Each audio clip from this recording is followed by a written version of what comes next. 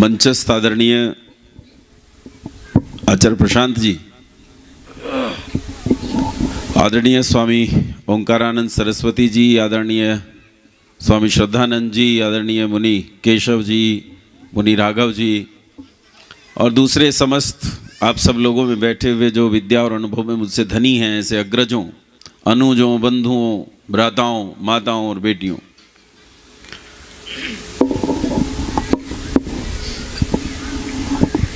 मैं आज आचार्य जी से दोपहर में बात कर रहा था तो आचार्य जी पूछ रहे थे कि आचार्य जी आज दोपहर कालीन अपराह्नकालीन सम्मेलन में क्या विषय क्या लें। तो मैं उनसे कह रहा था कि मैं तो आज वेद का जो अपौरुषेयत्व है वो लूँगा कि वेद अपौरुषेय है, वेद मनुष्य द्वारा कृत नहीं है, ईश्वर द्वारा कृत है, इस विषय को लूँगा। लेकिन मेरी छोटी बहन अंजलि ने जहाँ ले जाके वातावरण को टिका दिया है, वहाँ से जो दार्शनिक विचार के नाम से संसार में जाने जाते हैं, जब वो आचार्य जी नहीं उतर सके तो मैं क्या खाक उतरूंगा। मैं तो उसी क्षेत्र का हूँ, उसी रक्त का हूँ, तो मुझ में तो उतरने का मतलब ही नहीं। तो विषय मेरा स्वतः बदल गया है, मैं अब ये विषय लूँगा नहीं। जो विषय चल रहा है मैं उस विषय पर थोड़ी सी चर्चा आप लोगों के बीच में करूँगा। देखो, समाज के भीतर काम करना और बड़प्पन के साथ काम करना, इन दोनों चीज़ों में जमीन आसमान का अंतर होता है। आचार्य प्रशांत जी यहाँ जो काम कर रहे हैं ना, आप ये मान के चलिए कि जरूर इस भूमि का मतलब मिट्टी को नहीं कहते हैं, आप जन उसमें सम्मिलित हो जाता है। इस भूमि के पुण्य भाग हैं कि आपका एक लड़का, प्रशांत नाम का एक लड़का गुरुकुल में गया और वहां से देवता बनकर लौटा। विद्वांसो ही देवा। अरे देवता किसे कहते हैं? विद्वान कोई तो देवता कहते हैं। 4 हाथ वाला कोई देवता होता है? हैं? 8 हाथ वाली देवी होती है? होती है तो भगवान करे अगले साल तुम्हारे घर में हो जाए। कोई चाहता है? एक भी नहीं चाहता मेरे घर में देवता हो जाए। और बताओ, ऐसा देवता चाहते हैं कि नहीं चाहते? चाहते हैं ना सब ऐसा देवता। तो ये पुण्य भाग हैं कि हमारे बीच में ऐसे व्यक्ति, ऐसे पूज्य व्यक्ति पैदा हो गए हैं। और मैं तो इस क्षेत्र का सौभाग्य समझता हूं, जितनी बार आया, केशव मुनि जी हैं, स्वामी ओंकारानंद जी हैं, राघव मुनि जी हैं, या आगे खड़े मिलते हैं। जब यज्ञ होता है तो कई बार पिछली बार मेरे साथ एक ब्रह्मचारी आया तो बोला कि हम जल्दी जा रहे हैं आचार्य जी। मैंने कहा जल्दी नहीं जा रहे, स्वामी जी और मुनि जी वहां पहले ही धरे मिलेंगे। वो तो सुबह 5 बजे पहुंच गए होंगे यज्ञशाला पे, जल्दी नहीं जा रहे हैं, इसलिए झपट के चल के जल्दी पहुंच जाएं, नहीं तो डांट पड़ेगी। तो ऐसे पूरे क्षेत्र में जहां इतना बढ़िया काम हो, मुझे तो आश्चर्य होता है कि ऐसे क्षेत्र में भी अविद्या भी संघर्ष कर रही है। अच्छा, माताएं बात करें, बात नहीं करना है, क्योंकि मैं 2 दिन से आपके बीच में हूं, पर अभी आपका परिचय योगेश से नहीं हुआ है। आओ थोड़ी बहुत चर्चा आपके बीच में करता हूं और कुछ समझने की कोशिश करते हैं। आपने एक कविता सुनी है, एक शेर सुना है। शेर है, शहीदों की चिताओं पर बोलो लगेंगे हर बरस मेले, वतन पर मिटने वालों का यही बाकी निशान होगा। वो कहते हैं भैया कुछ मिलेगा नहीं, हमें धन दौलत नहीं मिलेगी, कुछ मिलने वाला नहीं है, लेकिन जब हम मर जाएंगे तो दुनिया हमें याद करेगी। लोग याद करेंगे कि एक था जो इस देश के लिए लड़ा, इस देश के लिए मरा, जिसने इस देश के लिए अपनी जवानी दी, जिसने इस देश के लिए अपना जन्म दिया, अपने सुख दिए, अपना सारा बलिदान दिया। एक ऐसा था, लोग याद करेंगे। ऐसा लोग सोचते हैं। 1960 के दशक में दिल्ली में एक हॉस्पिटल है, एम्स, आपने नाम सुना होगा, ऑल इंडिया मेडिकल के नाम से जाना जाता है। दिल्ली के एम्स में इमरजेंसी गेट के सामने एक स्ट्रेचर पर एक आदमी पड़ा था, बहुत दुर्बल सा, बहुत बीमार, ऐसी हालत के उठ नहीं सके, बोल नहीं सके ढंग से। उसके साथ 2 स्त्रियां थी और वो लोग हॉस्पिटल के सामने हाथ जोड़ रहे थे, हॉस्पिटल के लोगों से प्रार्थनाएं कर रहे थे, विनतियां कर रहे थे कि हमें भर्ती कर लो, ये बहुत खराब कंडीशन में मर जाएंगे, इनकी जान बचाओ। वो हाथ जोड़ रहे थे और उन्हें घंटों इसी तरह मिन्नतें करते हो गए, लेकिन अस्पताल उन्हें भर्ती करने के लिए तैयार नहीं था। वो जो आदमी स्ट्रेचर पर पड़ा था, इसका एक पत्रकार मित्र इसके पास आया और इतनी भयानक स्थिति में जब इस आदमी को रोना चाहिए था, इस पत्रकार मित्र को देखकर इस स्ट्रेचर पर पड़े आदमी की हंसी छूट गई। वो पत्रकार मित्र जो इसे बार बार बट्टू कहकर पुकार रहा था, उसने इससे कहा कि बट्टू तू हंस क्यों रहा है, हंसी का तो समय नहीं है। तो इस स्ट्रेचर पर पड़े हुए आदमी ने कहा कि मुझे आज ये सोचकर आश्चर्य हो रहा है कि एक बार 1920 के दशक में मैं इस दिल्ली में आया था। यह दिल्ली तब अंग्रेजों की गुलाम थी, तब दुनिया की सबसे ताकतवर हुकूमत इस दिल्ली पर शासन करती थी। लेकिन जब 1920 के दशक में मैं इस दिल्ली में आया था तो मेरे नाम से यह दिल्ली कांप उठी थी। बटुकेश्वर दत्त के नाम से इस दिल्ली का पत्ता पत्ता कांप उठा था जब मैंने असेंबली में बम फेंका था। पूरी दुनिया में लोग बटुकेश्वर दत्त को जान गए थे। मैंने इस देश के लिए शहादत नहीं दी, मेरे इतने सारे मित्रों और भाइयों ने इस देश के लिए बलिदान दिया है, वो मर गए। मुझे रोना तो इस बात पर आता है कि मैं उनके साथ नहीं मरा, और हंसी इस बात पर आ रही है क्या यही दिन देखने के लिए मैंने अपने जीवन को कुर्बान किया। बटुकेश्वर दत्त एम्स में एड़ियां रगड़कर मर गया। वो महान क्रांतिकारी जिसे किताबों में पढ़ाया जाता है, किताबों में पढ़ाया जाता है, वो एम्स के बाहर एड़ियां रगड़कर मर गया। उसे स्थान बड़ी मुश्किल से मिला। बिहार में उसे टीबी हो जाने पर किसी हॉस्पिटल के बाहर एड़ियां रगड़ते हुए किसी एक व्यक्ति ने देखा और उसने इस बात को इधर उधर कहा, 2-4 जगह पंजाब के मुख्यमंत्री तक ये बात गई। पंजाब के मुख्यमंत्री ने पत्र लिखा और बड़ी मुश्किल से उस आदमी को इलाज मुहैया हुआ। अपनी आजीविका चलाने के लिए उस आदमी के पास कोई साधन नहीं था, तो उसने एक बस का लाइसेंस लेना चाहा। बस का लाइसेंस लेने के लिए बिहार सरकार के यहां उसने अप्लाई किया और यह कहा कि भाई साहब मैं स्वतंत्रता संग्राम सेनानी हूं। बटुकेश्वर दत्त, भगत सिंह, बटुकेश्वर दत्त दोनों ने बम फेंका था असेंबली में। एक को फांसी हो गई, एक को कुछ साल की सजा होकर छूट गया। उसकी हालत क्या है आजाद देश में? बिहार में वो बस का लाइसेंस मांग रहा है और आरटीओ का बाबू उससे कह रहा है कि पहले ये साबित करो कि तुम बटुकेश्वर दत्त हो। मैं कैसे मान लूं कि तुम बटुकेश्वर दत्त हो? वो उसने कहा साबित तो कर सकता हूं, पर तेरा ये आरटीओ ऑफिस नहीं बचेगा। फिर साबित तो कर सकता हूं, लेकिन तेरा आया आरटीओ ऑफिस नहीं बचेगा, तेरा यह सिस्टम नहीं बचेगा, क्योंकि यह आजाद देश है। इसलिए मैं अपने तेवर नहीं दिखाना चाहता, लेकिन आज भी मैं बट्टू नहीं, वही बटुकेश्वर दत्त हूं जिसके नाम से दुनिया की सबसे ताकतवर हुकूमत कांप उठी थी।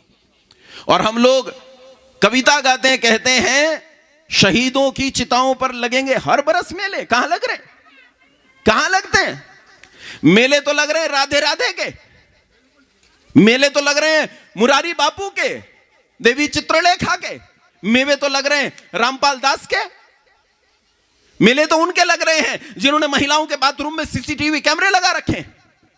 कौन जानता है बटुकेश्वर दत्त को? कौन? ये इस देश की स्थिति है बंधुओं। और आश्चर्य यह है कि जब इस देश की स्थिति यह है, ऐसे में यदि कोई खड़े होकर लड़ना चाहे तो उसे गाली दी जाती है। पिछले दिनों नुपुर शर्मा नाम की एक लड़की, याद है ना सबको? नुपुर शर्मा याद है? कौन नुपुर शर्मा? बीजेपी की जिसने आयत पर, अरे जिसने हाँ बोलते हैं। अच्छा चलो, मेरे मुझे पता पहले मुकदमा और क्या कर लेंगे, इसी बात पे मुकदमा है।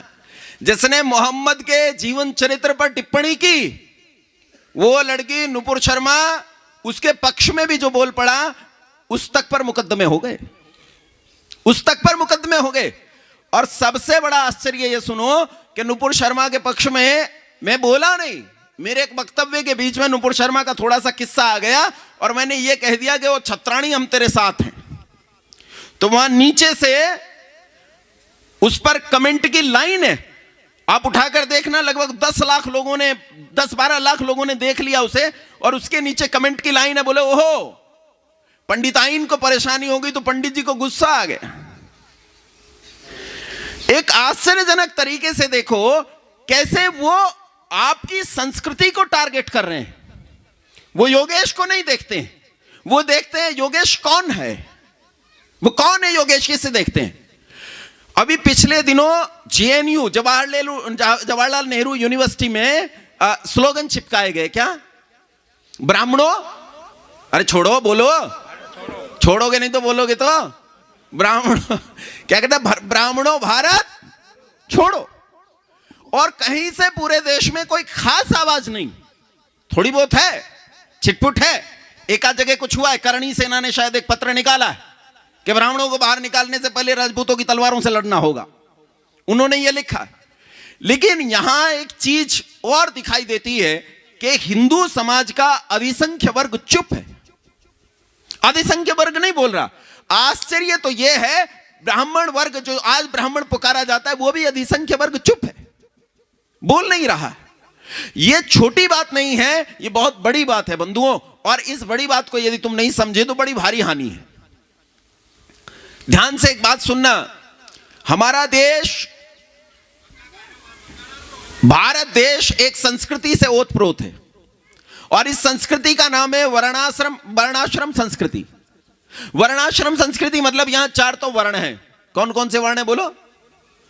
ब्राह्मण, क्षत्रिय, वैश्य और 4 आश्रम है। कौन कौन से? एक रामपाल दास का, एक आसाराम का, एक राम रहीम का। अच्छा ये मान गए हैं, बोले आश्रम तो यही है। अरे आ उपसर्ग का मतलब होता है सहित, जहां श्रम सहित रहा जाता हो उसका नाम क्या है? आश्रम। और जहां पेट फुला के रहा जाता हो उसका नाम आश्रम होगा क्या? जहां आनंद भोग है, 5 स्टार सुविधाएं, 7 स्टार सुविधाएं, उसका नाम आश्रम है। अरे वो तो निःश्रम है, वहां तो श्रम है ही नहीं।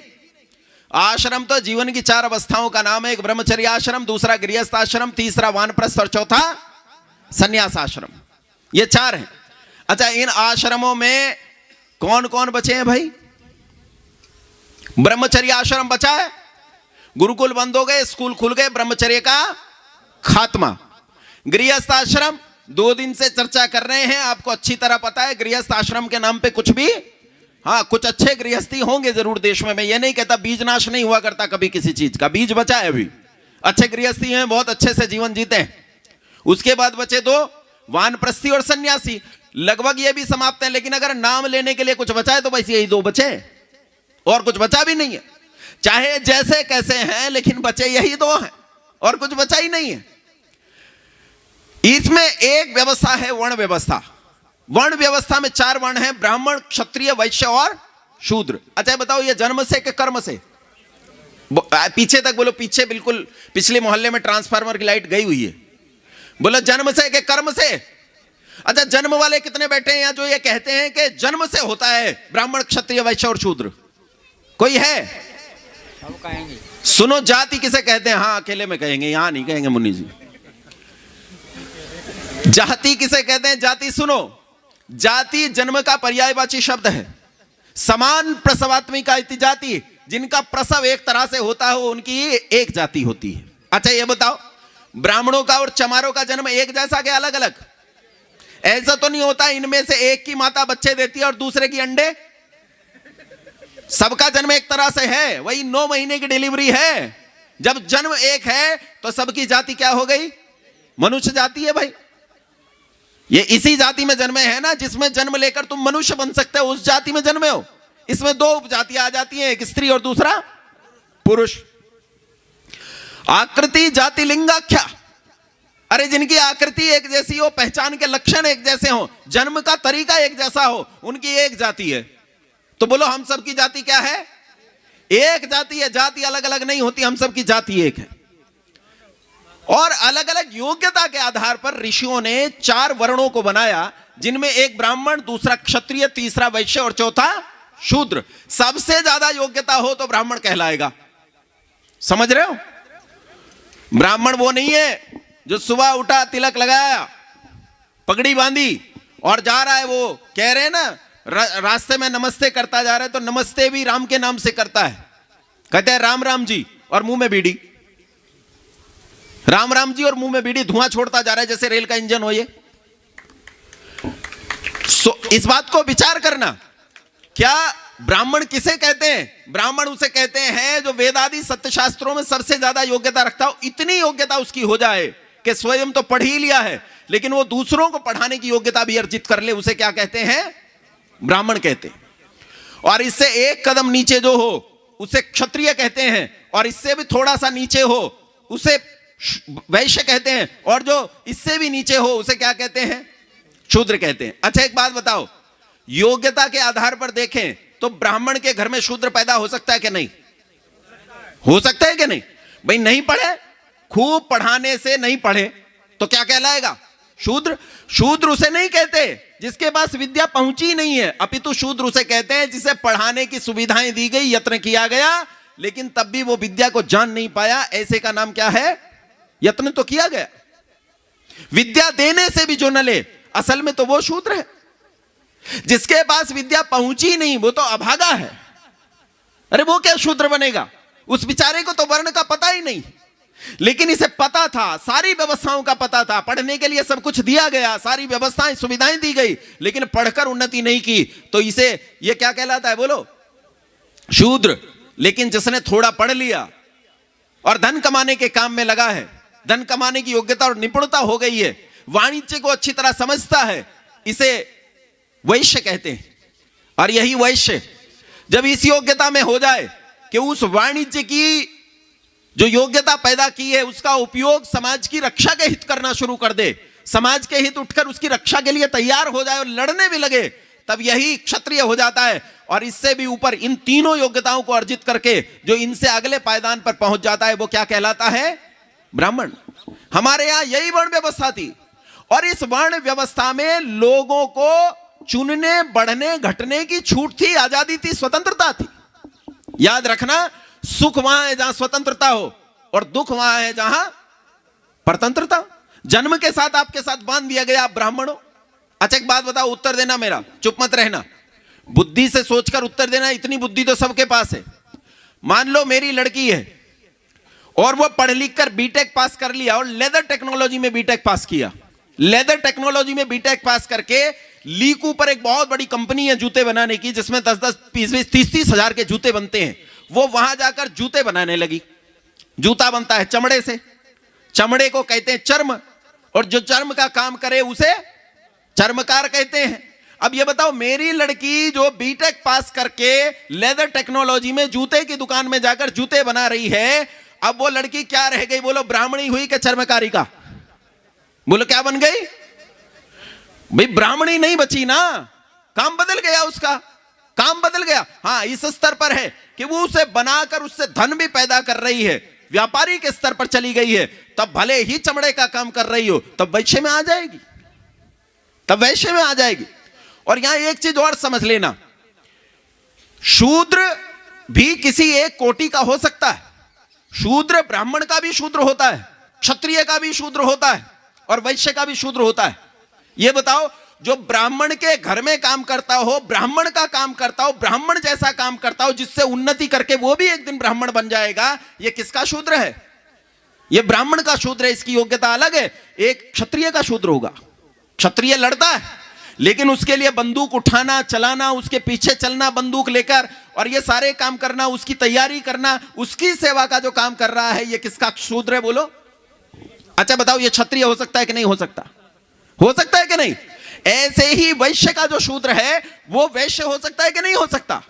वो इन्हीं 3 वर्णों पर आश्रित कोई एक शूद्र होगा। ये याद रखना, शूद्र कोई स्वतंत्र वर्ण नहीं है, वो इनमें से ही किसी एक वर्ण पर आश्रित वर्ण है जो उन्नति करके उसी वर्ण में तब्दील हो जाएगा।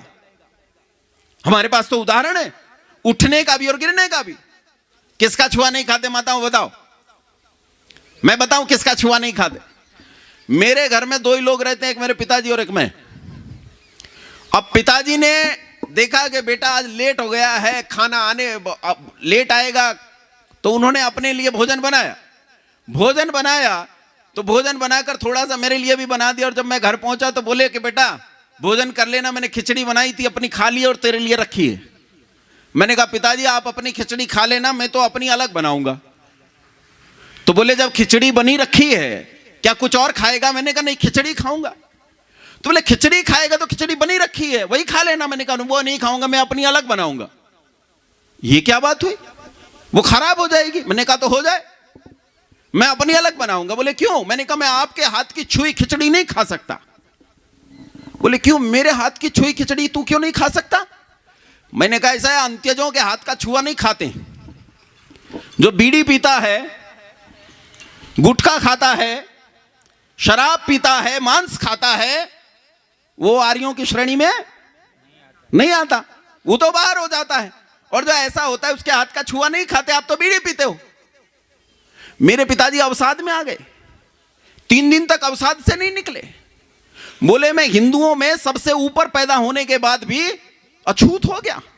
कई दिनों तक उन्होंने व्यंग कसे। घर में कोई आ जाता था, पूछता था योगेश है क्या, तो कहते अच्छा ब्राह्मण देवता, वो तो अंदर बैठे हैं, मैं उस कमरे में नहीं जा सकता, मैं अंत्यज हूं, उनका कमरा अपवित्र हो जाएगा, गंगा जल छिड़कना पड़ेगा।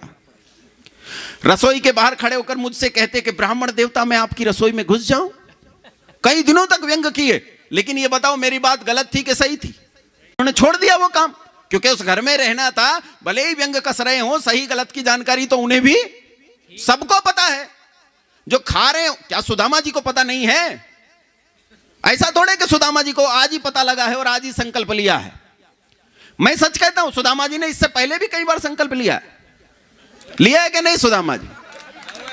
कई बार सबके सामने लिया और कई बार किवाड़ के पीछे जाके लिया। बोले आज तो बेइज्जती होगी, आज के बाद नहीं कहूंगा, आज तो बहुत बेइज्जती हुई। लेकिन उसके बाद टूट जाते हैं। उन्हें पता है, पता तो अंतःकरण को, प्रत्येक मनुष्य का आत्मा सत्य और असत्य का जानने हारा होता है, लेकिन स्वार्थ, अविद्या, हट और दुराग्रह के कारण वो सत्य को छोड़ के असत्य की ओर झुक जाता है। अब जैसे सुदामा जी पक्के हो गए आज, क्योंकि आज उन्होंने जो वचन दिया है वो योगेश को नहीं दिया है, आचार्य प्रशांत जी को नहीं दिया है, वो आज बेटी को वचन दिया। और बेटी को दिया वचन आदमी नहीं तोड़ता। और सारे गांव को पता चल गया। देखो मेरी इस रेडियो से सारे गांव में आवाज जा रही है कि आज के बाद सुदामा शर्मा जी गुटखा नहीं खाएंगे, और जहां भी ये खाएंगे तो वहां लोग इन्हें टोकेंगे, गांव के लोग पकड़ेंगे। राधा कृष्ण जी, राधे श्याम जी, राधे श्याम जी भी है, उन्होंने भी आज संकल्प लिया है। और गांव में सबको आवाज जा रही है। ये बराबर में खोखा है, खोखा रखा है, उस भाई को भी आवाज जा रही है, वो इन्हें गुटखा नहीं देगा, वो मना कर देगा, आपने छोड़ दिया है। सारी दुकान वालों को आवाज जा रही है। तो संकल्प मजबूत हो तो आदमी कुछ भी कर सकता है। बोले कर सकता है कि नहीं कर सकता? हमारे यहां गिरने उठने दोनों के उदाहरण है। अच्छा ये बताओ, रावण किसके घर में पैदा हुआ? बोलो जी। ये तो खूब छाती ठोक के कहा अभी भी आचार्य जी, अभी इतना धिक्कार के गए। लेकिन मैंने पूछा रावण के किसके घर में? बोले रावण के, ब्राह्मण के घर में पैदा हुआ। अच्छा ब्राह्मण के घर में पैदा हुआ, ये बताओ लड़ने लड़ाने का काम करता था? हाँ के ना? हाँ करता था। ब्राह्मण रहा के क्षत्रिय? उठा के गिरा? अरे बोलो। और केवल क्षत्रिय नहीं, वो तो वैश्य नहीं रहा, शूद्र नहीं रहा, उससे भी नीचे चला गया, अंत्यज हो गया। लोगों ने उसे राक्षस कहकर पुकारा, मांस खाने लगा, शराब पीने लगा, लोगों ने उसे अंत्यज कहकर पुकारा। उठने का भी उदाहरण है और गिरने का भी उदाहरण है। बोला है कि नहीं है? है ना? सत्यकाम जाबाल, एक सत्यकाम नाम का लड़का था, उसकी मां वेश्यावृत्ति करती थी युवावस्था में। वो पढ़ना चाहता था, आचार्यों के पास जाता, आचार्य उससे गोत्र पूछते, गोत्र नहीं बता पाता। एक दिन एक अच्छे आचार्य आए, उन्होंने कहा बेटा तू गोत्र बता और मैं तुझे पढ़ाऊंगा। उसने कहा मुझे मेरा गोत्र नहीं पता। कहा तू अपनी मां से पूछ कर तो आ। उस दिन जाकर वो मां से बोला कि या तो मर के जाऊंगा या गोत्र बता। मां ने कहा जा बेटा अपने आचार्य से ये कहना कि युवावस्था में मेरी मां ने बहुत से पुरुषों की सेवा की है, इसलिए वो नहीं जानती कि मेरा गोत्र क्या है। बालक ने यही जाकर कहा कि आचार्य मेरी मां नहीं जानती कि मेरा गोत्र क्या है। आचार्य ने बालक की परीक्षा ली, परीक्षा करके पाया कि यह बालक तो अत्यंत तीव्र बुद्धि है, उत्तम ब्राह्मण होने की योग्यता रखता है। और बालक ने, आचार्य ने उससे पूछा कि मैं तुझे पढ़ाऊंगा, तेरी मां का नाम क्या है? उसने कहा मेरी मां का नाम जबाला है। तो कहा जा आज से तुझे सत्यकाम जाबाल के नाम से जाना जाएगा, आज से तेरा गोत्र जाबाल होगा। बोलो नीचे से गिरे व्यक्ति के उठने की व्यवस्थाएं भी समाज में थी कि नहीं थी? ठीक है नहीं थी। और ये कब तक रहा? इस देश में लंबे काल तक यह स्थिति बनी रही। इसका उदाहरण आज से 2500 साल पहले 2500 साल पहले इस देश में तथागत बुद्ध पैदा हुए। तथागत बुद्ध जो एक क्षत्रिय के घर में पैदा हुए थे ना। अरे बिहार में है ना राज्य, क्या है वो नगर, पटना। पटना का नाम क्या है, प्राचीन नाम पाटलिपुत्र। उसी पाटलिपुत्र के राजा के घर में पैदा हुए गौतम बुद्ध, सिद्धार्थ पैदा हुए। और सिद्धार्थ ने वहां से पैदा होकर, ये बताओ, वो क्षत्रिय वाला काम करते रहे या ब्राह्मण वाले कर्म में चले गए? देखो, वो नास्तिक थे, आस्तिक थे, उनकी दार्शनिक विचारधारा क्या थी, ये हम लोगों में मतभेद हो सकता है। उन्होंने पुण्य किए, पाप किए, ये अलग मुद्दा है। लेकिन उस व्यक्ति को वैराग्य हुआ कि नहीं हुआ? जंगल में साधना के लिए गया कि नहीं गया? जीवन भर कठोर तपस्या वाला जीवन जिया कि नहीं जिया? जिया। तथागत बुद्ध को संसार में, इस देश में किसी ने रोका कि तू क्षत्रिय से ब्राह्मण क्यों होना चाहता है? रोका? इसका मतलब 2500 साल पहले तक भी जाति व्यवस्था, जन्मना जाति व्यवस्था नहीं थी। होती तो तथागत बुद्ध को रोक दिया जाता।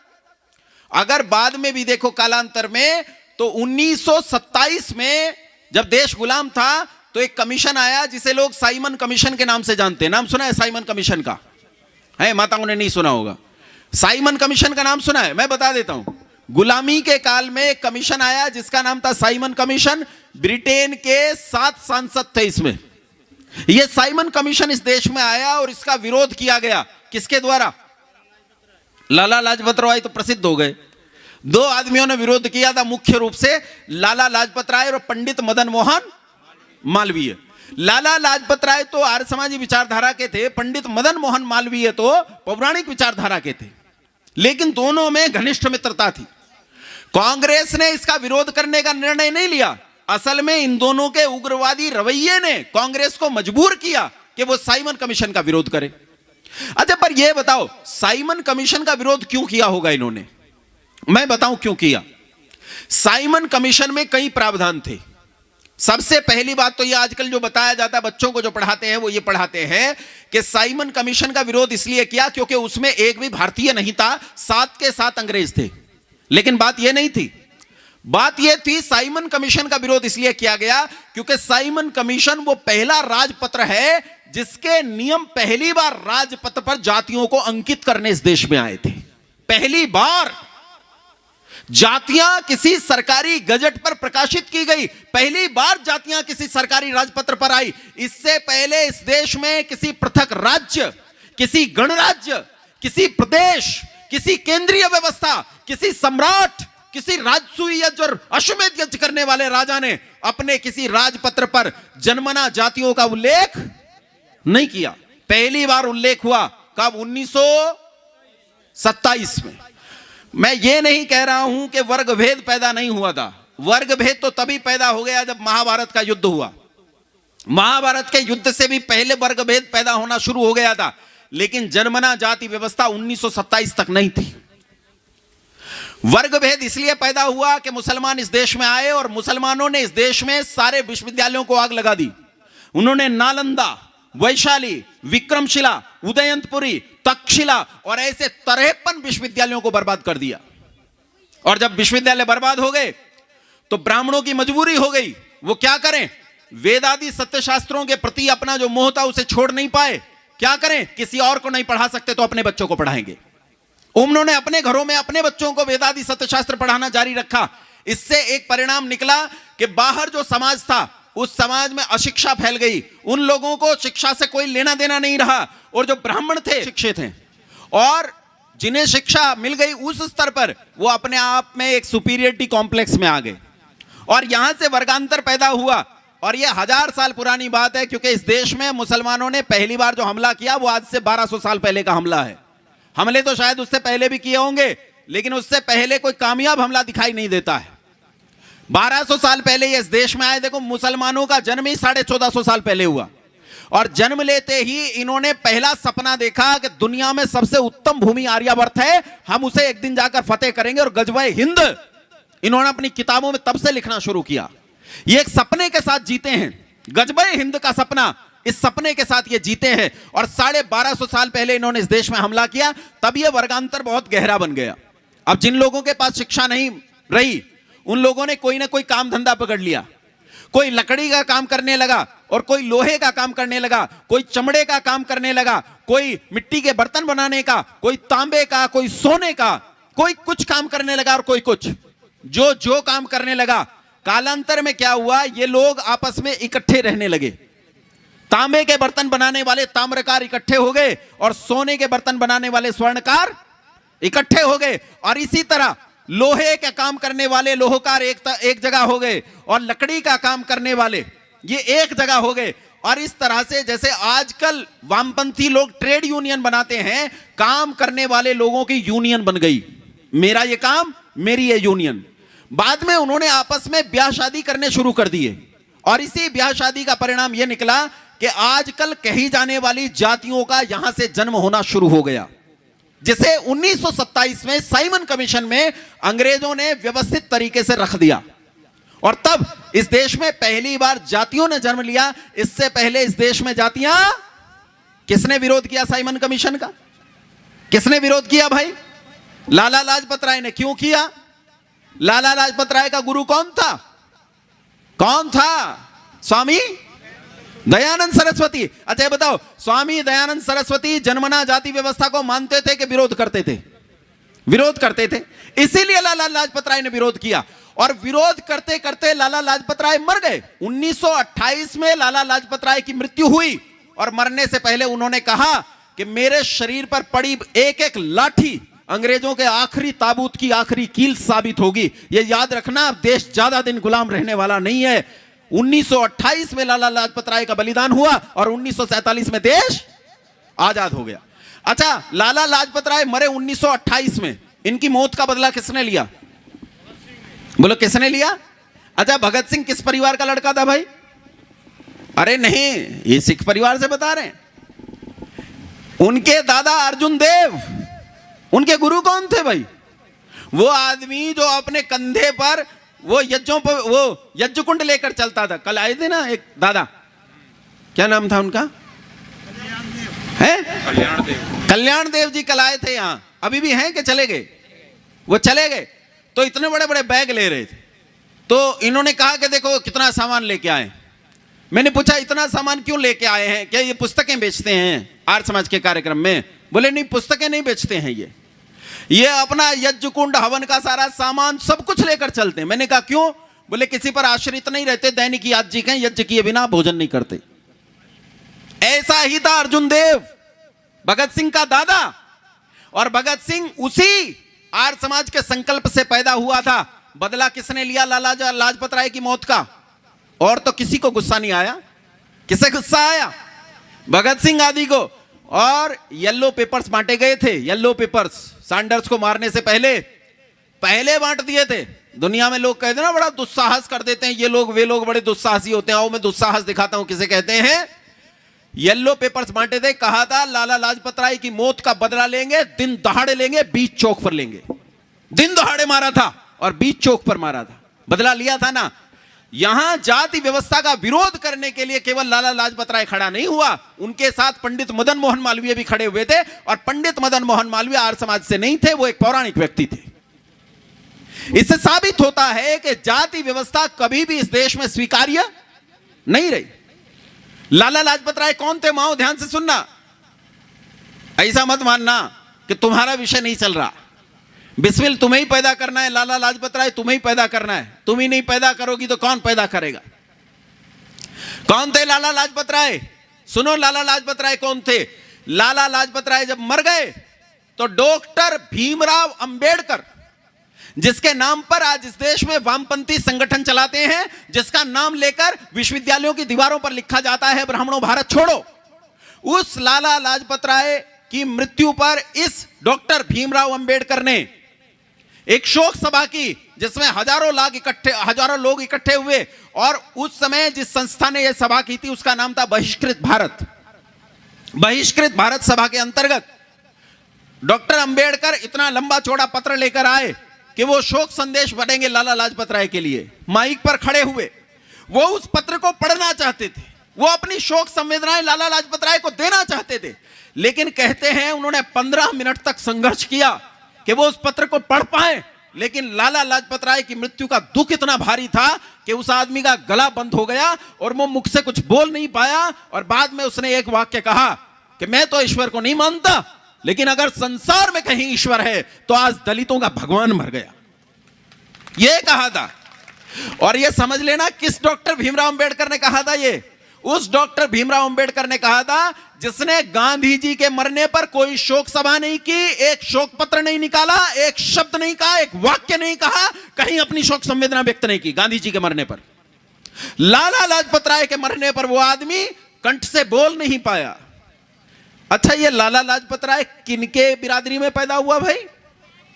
बनिया। कौन था लाला लाजपत राय बोलो? लोग कहते हैं बनिया लड़ना नहीं जानता। अरे मैं कहता हूं जो अपने आप को लड़ा के कहते हो आओ तो तुम करोड़ों के सामने अकेला काफी है। पंजाब केसरी के नाम से जानते हैं लोग उसे। लालाओं में पैदा हुआ, बनियों में पैदा हुआ, और बनियों में पैदा होकर उसने दलितोद्धार के कार्यक्रम चलाए। उसने चलाए, उन लोगों के लिए लड़ा, गालियां खाई, तिरस्कार सहे, जंगल जंगल, गांव गांव, बस्ती बस्ती घूमा। वो उनके उद्धार के लिए, उनके कल्याण के लिए अपना सुख मिट्टी में मिला दिया उसने। कौन था वो? किस बिरादरी से था? बनिया। बनिए ने यहां काम किया किन के लिए? दलितों के लिए। उसने बनियों के लिए काम नहीं किया, बनियों के लिए नाम काम नहीं किया। एक क्रांतिकारियों का समूह था, क्रांतिकारियों के समूह ने लाला लाजपत राय से कहा कि आप हमारी सहायता कर दो, हम इस देश की आजादी की लड़ाई में बड़ा योगदान कर रहे हैं। तो लाला लाजपत राय ने कहा मैं ऐसा काम कर रहा हूं कि इस देश के उस वर्ग तक लाभ पहुंचे जिस वर्ग तक कभी लाभ नहीं पहुंचा। और तब 3000 रुपए अपनी सारी संपत्ति जोड़कर लाला लाजपत राय ने इस देश में एक बैंक की स्थापना की। आज दुनिया उसे पंजाब नेशनल बैंक के नाम से जानती है। न जाने कितने लाख करोड़ रुपए का टर्नओवर है उसका। यह लाला लाजपत राय का स्थापित किया हुआ बैंक है। स्वामी श्रद्धानंद सरस्वती, नाम सुना है आपने? किस बिरादरी में पैदा हुआ भाई? क्षत्रिय। किस बिरादरी में पैदा हुआ? क्षत्रिय बिरादरी में पैदा हुआ। काम किन के लिए किया? दलितों के लिए काम किया। अरे उसने, लोग कहते हैं ना हम शुद्धि आंदोलन चलाते हैं, घर वापसी चलाते हैं, लोगों की घर वापसी करवाते हैं, दलितों को लाते हैं, उनकी घर वापसी करवाते हैं। लोग 5, 7, 10 लोगों की घर वापसी करवा दें, 5, 7, 10 लोगों को वापस हिंदू बना दे, मुसलमान से और ईसाई से, तो वो अपनी छाती ठोककर घूमते हैं हमने कितना बड़ा काम कर दिया। 39 गांव उत्तराखंड के अकेले व्यक्ति ने शुद्ध कर डाले। व्यक्ति नहीं, संस्था है संस्था। स्वामी श्रद्धानंद सरस्वती किनके घर में पैदा हुआ? किनके घर में? राजपूतों के घर में पैदा हुआ। और काम किनके लिए किया? अरे बोल पड़ो, किनके लिए काम किया? ये कहते हैं ब्राह्मणों भारत छोड़ो। इस देश में कभी ब्राह्मण और दलित का विभाजन रहा ही नहीं बंधु, कभी नहीं रहा। आपके ये लिख देने के बाद भी आपके प्रति मेरा प्रेम कम नहीं होता है।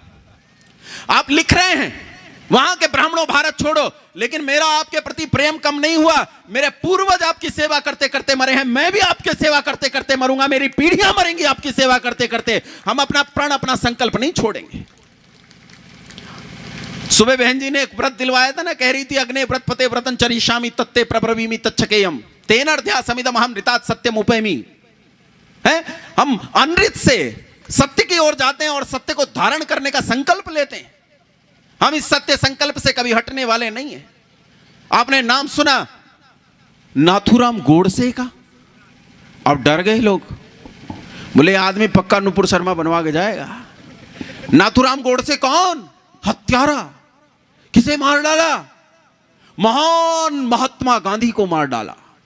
महात्मा गांधी का मैं बड़ा सम्मान करता हूं, मुझे महात्मा गांधी से बड़ा प्रेम है। उन्होंने बहुत काम किया है, निसंदेह महात्मा गांधी इस देश में एक महान व्यक्ति थे। लेकिन नाथूराम गोडसे, नाथूराम गोडसे वो कौन था? वो कौन था? ब्राह्मण था। कौन था? ब्राह्मण था। और सुनो, मैं तो उसी वर्ग से आता हूं। चितपावन ब्राह्मण था। जिस दिन उसे पकड़ा पुलिस ने, फांसी वांसी देने की योजनाओं पर काम चल रहा था, उस दिन जिस दिन उसे फांसी की घोषणा हुई, 51 चितपावन ब्राह्मणों को तो पुणे में इकट्ठे काट दिया गया था। किन्होंने काटा? गांधी जी के अनुयायियों ने, जो अहिंसा के बड़े भारी पक्षधर हैं, बहुत बड़े पक्षधर हैं।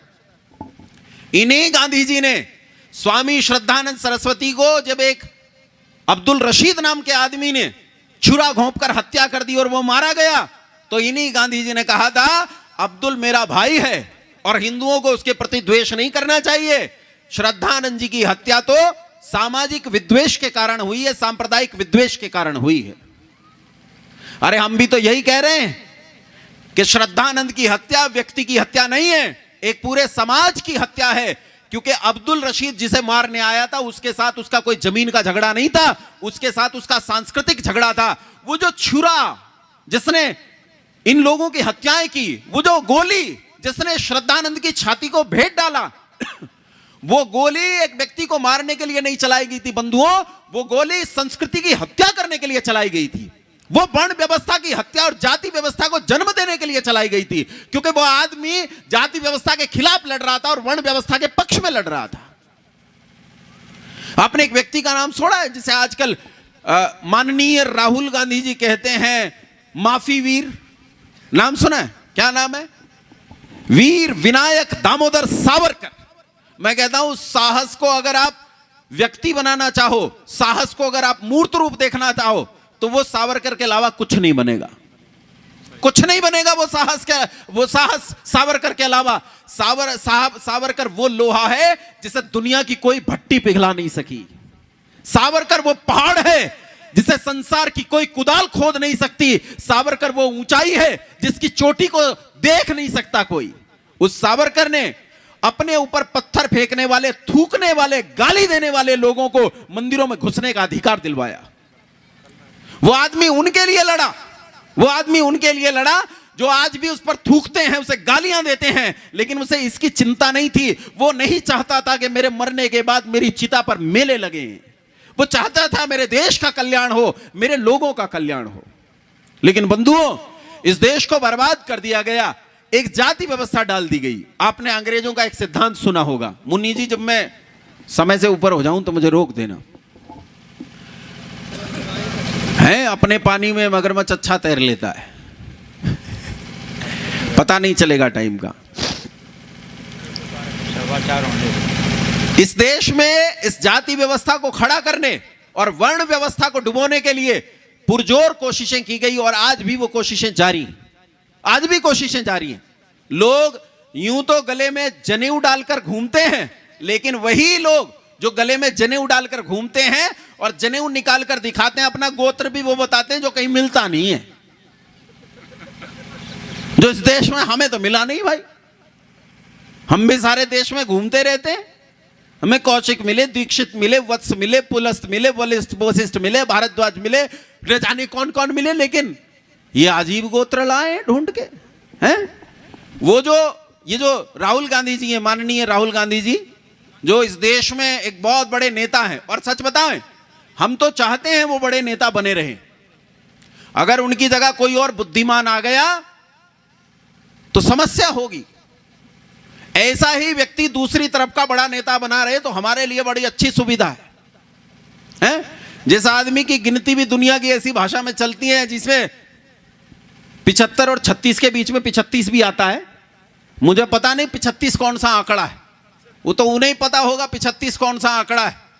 जो आटे को लीटर में और दूध को किलो में तोलते हैं, ऐसे नेता आज सावरकर को माफी वीर कहते हैं। तो ये समझ लेना, वो सावरकर जो जाति व्यवस्था के विरोध में खड़ा था, ये लोग जो सावरकर का विरोध कर रहे हैं वो किसका विरोध कर रहे हैं बोलो? वो जातीयता का पक्ष करते हैं। वो तो घोषित करते हैं मैं ये हूं, अपने आप को बताते हैं मैं ये हूं, अपनी घोषणा करते हैं मैं ये हूं। तो बंधुओं, मैं आपसे ये कहना चाहता हूं कि इस देश की जो संस्कृति है वो संस्कृति है वर्णाश्रम व्यवस्था। अगर आपने इस देश की वर्णाश्रम व्यवस्था को बचाया तो सब बच जाएगा, और अगर आपने वर्णाश्रम व्यवस्था को छोड़ दिया तो कुछ भी हाथ लगने वाला नहीं है। इस वर्णाश्रम व्यवस्था और जाति व्यवस्था की लड़ाई में, इसकी आड़ में पीछे खड़े जो वामपंथी आपको दिखाई देते हैं, इन वामपंथियों में मुख्य रूप से, मूल रूप से कौन है? वे हैं मुसलमान। कौन है? अरे बोलो, यहां तो है भी नहीं, क्यों डर रहे हो? ये आचार्य जी वीडियो बना रहे हैं, ये तो वीडियो वहां जाएगी जहां मैं रहता हूं, और जहां रहता हूं ना उसके चारों ओर 85% मुसलमान रहते हैं। 85%, केवल 15% की संख्या है हमारी। हम तो वहां नहीं डरते, हमारे नाम से तो वहां उनकी पिंडलियां कांपती हैं। तुम यहां बैठे डर रहे हो मध्य प्रदेश में, हैं? इनका सबसे बड़ा चेहरा इन वामपंथियों का इस समय देश में है मुसलमान, और मुसलमान इस समय इस देश के खिलाफ काम कर रहे हैं। यह याद रखना कुछ लोग कहते हैं कि कुछ मुसलमान अच्छे होते हैं, कुछ मुसलमान बुरे होते हैं। मैं ये पूछना चाहता हूं, जो अच्छे मुसलमान हैं और जो बुरे मुसलमान हैं, क्या वो समाज को काफिर और मोमिन में बांटकर नहीं देखते? और जो समाज को काफिर और मोमिन में बांटकर देखता है, इसका सीधा मतलब है वो समाज में काफिरों को खत्म करना चाहता है और मोमिनों को बचाना चाहता है। इसलिए इन्हें दो हिस्सों में नहीं बांटा जा सकता, ये एक ही हिस्सा है। और इनकी दशा आज ये है कि इनके लिए सरकार को कानून बनाना पड़ रहा है, लेकिन सरकार कानून को ढंग से लागू नहीं कर पा रही। वो पिछले दिनों एनपीआर और सीएए कानून बनाए गए थे, उनका आप अंदाजा नहीं लगा सकते। पास में आपके उत्तर प्रदेश है, उत्तर प्रदेश में अभी पिछले दिनों की बात है, यह मुश्किल से 4 महीने पुरानी बात है, अखबार में खबर छपी लखीमपुर खीरी, महाराजपुर और वहां आसपास के जो 5 जिले हैं, उन 5 जिलों में बाहर से इन्फिल्ट्रेशन हो रहा है मुसलमानों का। और पिछले 1 दशक में मुसलमानों की आबादी 32% बढ़ी है। मैं ये कहता हूं 32% आबादी कोई बच्चे पैदा करके नहीं बढ़ा सकता। वो आबादी 2 तरीकों से बढ़ती है, एक होता है धर्मांतरण और एक होता है इन्फिल्ट्रेशन, घुसपैठ जो बाहर से आते हैं। आप आश्चर्य करेंगे, 15 किलोमीटर तक का जो दायरा होता है पैरामिलिट्री फोर्सेस का, जहां तक वो चेकिंग कर सकती है घरों के बीच में, उसे पहले पैरामिलिट्री फोर्सेस ने कोशिश की कि हमारा 50 किलोमीटर कर दो, और अब पैरामिलिट्री फोर्सेस की हालत यह है कि वो 100 किलोमीटर का दायरा करने की मांग कर रहे हैं। ये तो मैं आपको सरकारी बातें बता रहा हूं जो सरकार में चल रहा है। और इस देश की स्थिति यह है कि आज मैं अखबार में खबर पढ़ रहा था कि कोई महिला है चंचल, अखबार में छपी है, चंचल नाम की महिला, उसका मित्र इजराइल, मुसलमान एक इजराइल लड़की उसके साथ चली गई और इजराइल ने कहा कि हमारी राह में रोड़ा, ये तेरा छोटा भाई है, पहले इसकी हत्या करनी पड़ेगी। और उसने खुद तैयार होकर उसकी हत्या करता उससे भी बड़ा कांड किया, उसने चंचल को तैयार किया और चंचल ने उस इजराइल के लिए अपने छोटे भाई की टुकड़े टुकड़े करके हत्या कर दी, भाई की हत्या कर दी। अभी श्रद्धा के 35 टुकड़ों का खून सूखा भी नहीं था कि एक और नई हत्या हो गई है। और ये हत्याएं वे हैं जो प्रकाश में आ रही हैं। इस देश में ऐसी इतनी हत्याएं हैं जिनकी आप गिनती नहीं कर सकते, आकलन नहीं कर सकते, पगे पगे फैली पड़ी हैं। मैं आपसे कह रहा था ना, कभी हरिद्वार जाओ तो मेरठ मुजफ्फरनगर में इस बार अपनी बुद्धि को थोड़ी विश्लेषणात्मक करते हुए गुजरना, और वहां तुम्हें दिखाई देगा सड़कों के किनारे मांस ऐसे टंगा होता है जैसे बच्चों के खिलौने टंगे होते हैं। सड़कों के किनारे, बिल्कुल सड़क पर अतिक्रमण करके, जहां उसकी दुकान है, दुकान से 20 फीट आगे सड़क के किनारे आ गया है। लोग कहते हैं यहां लोगों को मौलिक अधिकार प्राप्त हैं। मैं कहता हूं मैं मांस नहीं खाता, मेरे मौलिक अधिकार का क्या? यह बताओ, अगर मैं सड़क से जा रहा हूं और बराबर में मांस भुना जा रहा है, तो वो मांस उस वायु में घुलकर मेरे भीतर जा रहा है या नहीं? हां या ना? बोलो, मुझे खाने की स्वतंत्रता है या नहीं? आश्चर्य ये, सरकारें कहती हैं, संगठन कहते हैं, लोग कहते हैं कि हमें दूसरे की थाली में देखने का अधिकार नहीं। नरेंद्र मोदी जी ने कहा था ना कि हमें दूसरे की थाली में देखने का अधिकार नहीं है कि वो क्या खा रहा है। लेकिन मैं कहता हूं मुझे दूसरे की थाली में देखने का अधिकार होना चाहिए, होना चाहिए। उसे गाय खाने का अधिकार है, वो गाय का कलेजा निकालकर खा सकता है।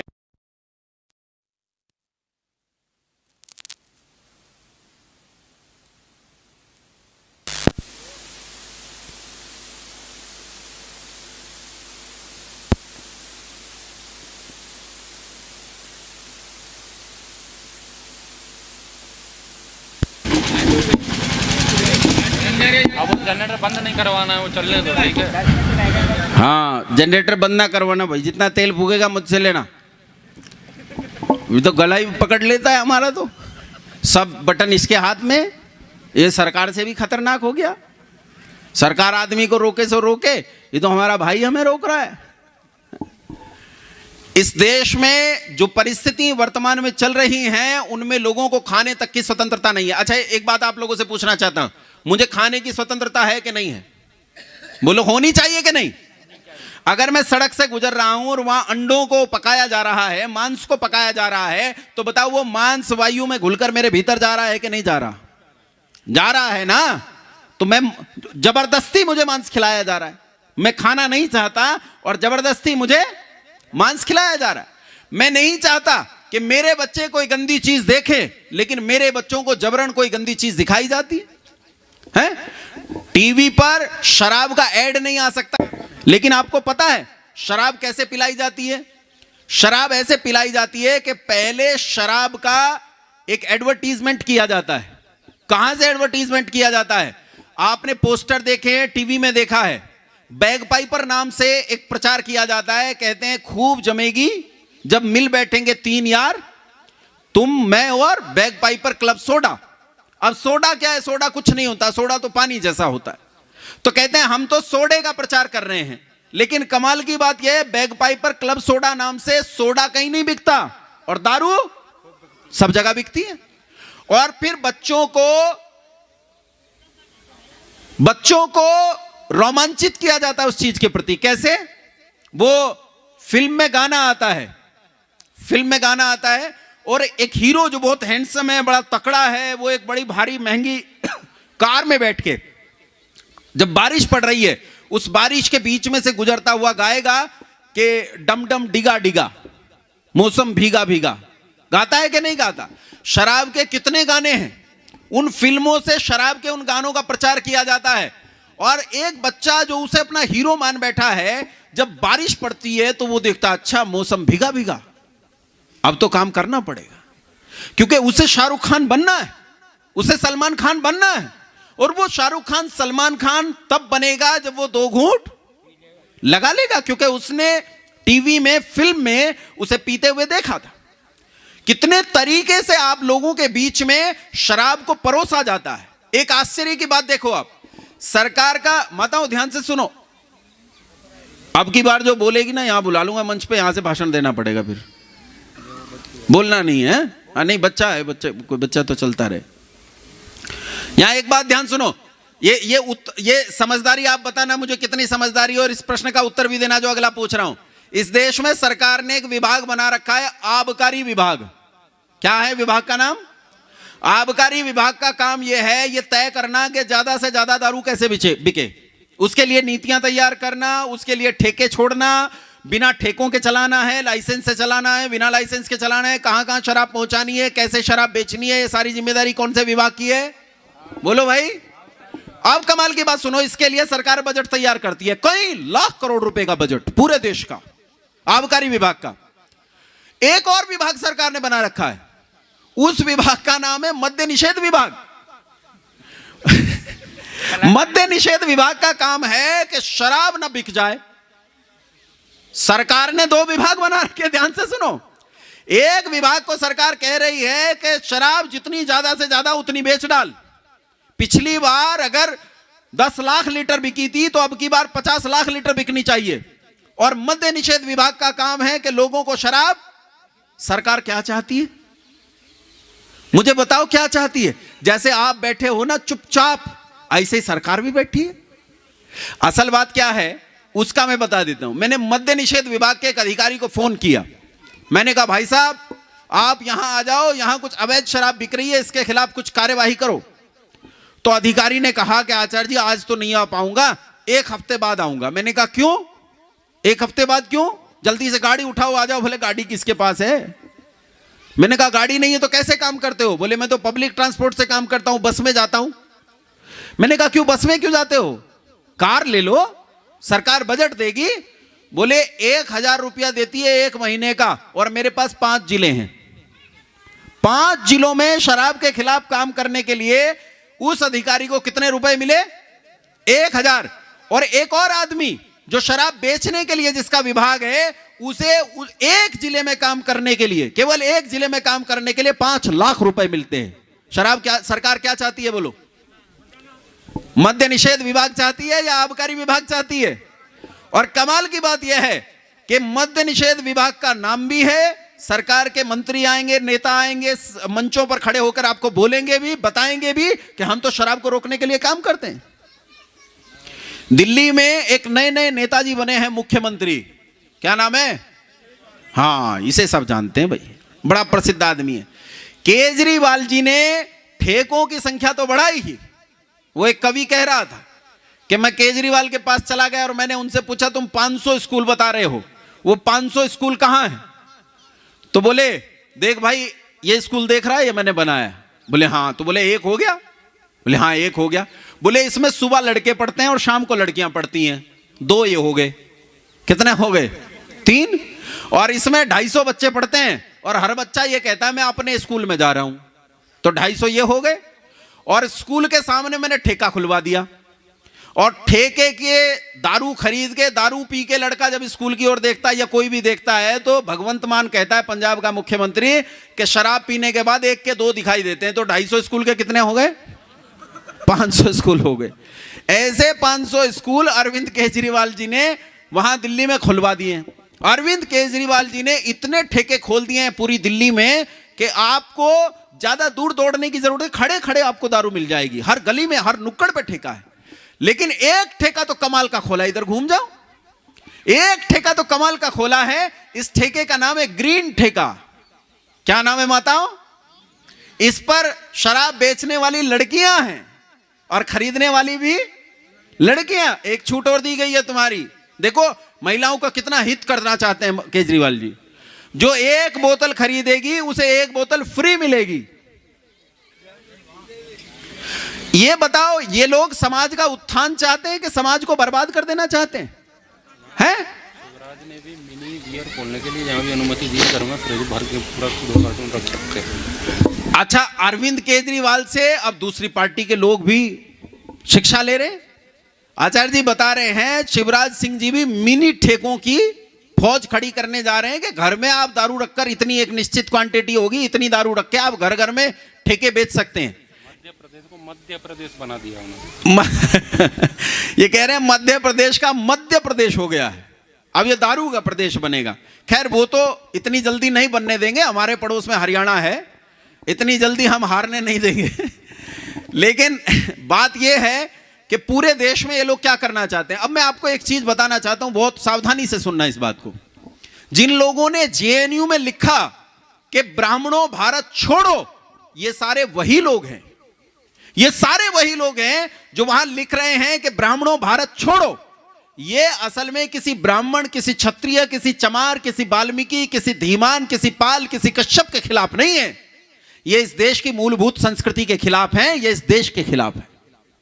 वो जो कहते हैं ना कि भारत तेरे टुकड़े होंगे इंशाअल्लाह इंशाअल्लाह, वो जो कह रहे हैं ना, वो टुकड़े इस तरह नहीं कर रहे हैं जैसे पाकिस्तान को काट कर अलग किया गया है, वो भी होगा, लेकिन उससे पहले ये इस देश को इस तरह बांट देंगे कि व्यक्ति व्यक्ति से द्वेष करेगा, समाज समाज से द्वेष करेगा, जाति जाति से द्वेष करेगी, वर्ग वर्ग से द्वेष करेगा, और इस देश में कोई किसी को सहन नहीं करेगा। और इससे बचने का एक उपाय है, दूसरा कोई उपाय नहीं। इससे बचने का एक ही उपाय है बंधुओं, और वो है शिक्षा। शिक्षा पर मैंने एक मुहिम चला रखी है, मैं कोशिश कर रहा हूं कि वो मुहिम अंजाम तक पहुंचे, खड़ी हो। अभी तो खड़ी होना ही बड़ी बात है, अंजाम तक पहुंचेगी वो तो बड़ी बात है। मैं उस पर काम कर रहा हूं, लेकिन मैं आपको एक चीज कहना चाहता हूं कि इस देश में आपको वापस उच्च शिक्षा को लाना पड़ेगा, जो इस देश की स्वदेशी शिक्षा है। अगर आप स्वदेशी शिक्षा लेकर नहीं आए तो ये जान लेना, ये सारी परिस्थितियां चलती रहेंगी। आप इलेक्टोरल इलेक्शन में भी आ जाओ, आप पॉलिटिक्स में आ जाओ, आप जीत जाओ, आप उनमें से ही एक होकर रह जाएंगे, कुछ बदलने वाला नहीं है। वैसी परिस्थितियां बनी रहेंगी जैसी परिस्थितियां चल रही। पिछले दिनों एजुकेशन की एक नई पॉलिसी आई, NEP 2020, ये वही है, कोई अंतर नहीं, कुछ नहीं बदला। कुछ प्रस्ताव हैं जो बहुत अच्छे हैं, स्वागत के योग्य हैं, उन्हें मैं मानता हूं, लेकिन जो शिक्षा की मूल नीति है उसमें कोई परिवर्तन नहीं आया। ये वही 4 घंटे वाली नीति है कि बच्चा 4 घंटे स्कूल में जाएगा और फिर घर आकर पढ़ेगा। इस देश की स्वदेशी नीति में बच्चा 4 घंटे स्कूल में नहीं पढ़ता था, वो 24 घंटे स्कूल में रहकर पढ़ता था। ये इस देश की शिक्षा नीति थी। समय मिलेगा तो उस पर भी जरूर चर्चा करेंगे। अब मेरा समय हो गया है?